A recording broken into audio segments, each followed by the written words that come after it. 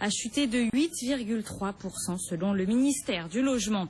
Aux États-Unis, la croissance économique s'est poursuivie au quatrième trimestre 2014, mais elle a ralenti sa course malgré une consommation dynamique. Selon l'estimation finale du département du commerce, le PIB américain a gagné 2,2% entre octobre et décembre.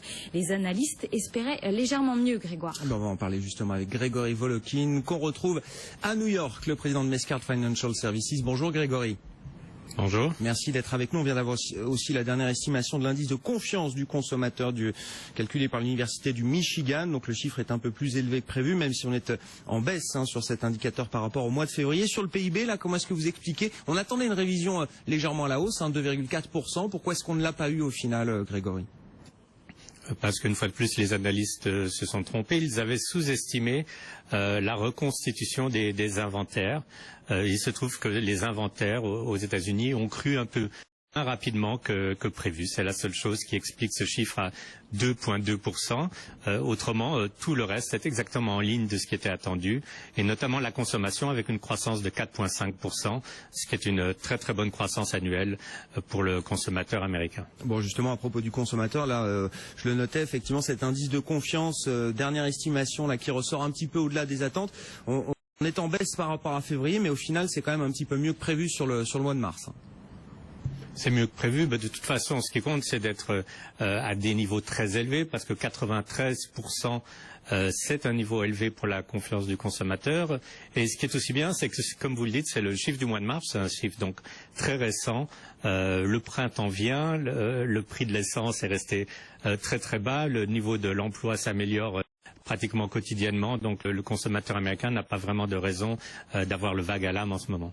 Bon, dans l'actualité des entreprises, on peut parler de Twitter là, qui lance sa nouvelle application Periscope et qui espère bien révolutionner un petit peu le monde des médias. Là, il faut dire les choses. Écoutez, j'en ai fait l'expérience personnelle hier. Jusqu'à hier, je ne connaissais pas Periscope. Et puis, à 3 heures de l'après-midi, on apprend qu'il y avait eu une très grosse explosion sur la 2e avenue à New York, avec un immeuble qui s'écroulait, des dizaines de blessés. Je vais sur l'application Periscope et qu'est-ce que je vois? Je vois l'image de l'immeuble en direct qui était filmé par un possesseur de Twitter, d'un compte Twitter Periscope.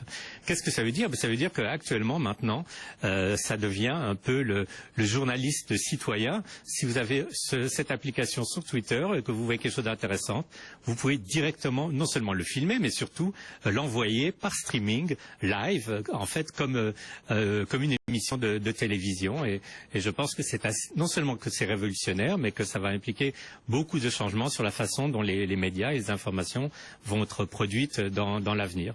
En tout cas, c'est un grand plus pour Twitter, et c'est sûrement aussi un signal de réveil pour beaucoup de médias traditionnels. Bon, le titre Twitter là qui est bien orienté aujourd'hui, c'est vrai qu'on a vu beaucoup d'applications qu'on nous promettait révolutionnaires qui ont un peu disparu du circuit. Là, vous dites attention, c'est pas la même chose. Là, il y a vraiment quelque chose qui se passe. Écoutez, imaginez, vous êtes dans la rue, il y a un accident grave, un événement important qui arrive, vous sortez votre téléphone, vous pouvez directement non seulement filmer, mais diffuser ces images en direct. Combien de temps va mettre le quart de télévision, que ce soit celui de BFM ou de TF1, pour arriver sur les lieux du problème? 15 minutes, 20 minutes. Donc en fait, là, vous êtes en direct de l'actualité, en amont, je dirais, des médias traditionnels. Alors évidemment, ça ne veut pas dire que tout le contenu va être de haute qualité. En même temps qu'on voyait cet incendie hier, en même temps on voyait un groupe de jeunes s'amuser sur la plage au Mexique. Donc évidemment, il va y avoir des filtres à établir, un moteur de recherche à mettre, mais ça peut être un outil pour les médias extrêmement, extrêmement important. Bon, et puis on peut dire un mot du package de rémunération de Ruth Porat. C'est la nouvelle CFO de Google. Son transfert a été annoncé cette semaine. Donc ce qui est intéressant, c'est que on peut comparer aujourd'hui les packages et les rémunérations des managements dans la Silicon Valley par rapport au monde bancaire, puisqu'elle vient de Morgan Stanley, Ruth Porat.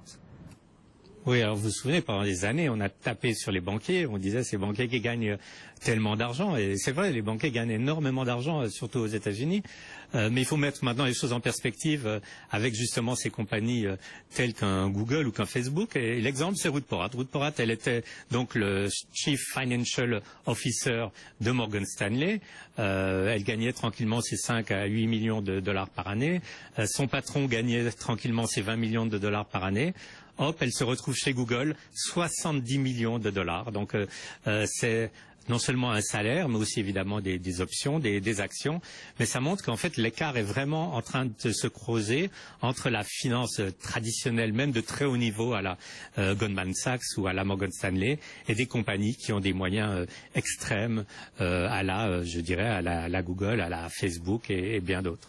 Merci beaucoup Grégory. Grégory Volokin, le président de Mescart Financial Services, qui est avec nous chaque après-midi en duplex depuis New York. Bonne fin de séance et bon week-end à vous. On vous retrouvera lundi. Il est 15h10. Quelques mots pour terminer ce journal, Anne-Sophie. Et les choses bougent du côté d'EDF et d'Areva. Selon des rumeurs de presse, les deux groupes largement